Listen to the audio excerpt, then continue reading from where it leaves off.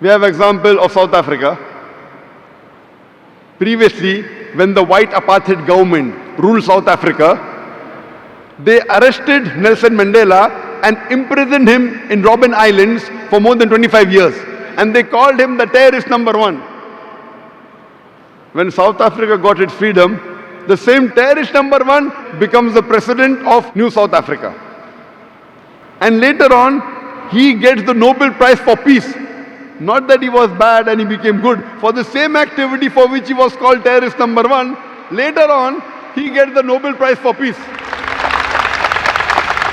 Can you imagine terrorist number one in the world getting Nobel Prize for Peace? So what we realize, that whoever is in power, whatever label is given, it gets stuck, whether right or wrong. So today media is very powerful. Whatever label the media gives, unfortunately, it gets stuck, irrespective whether it's right or wrong. That's why I said, today, media is the most powerful weapon in the world.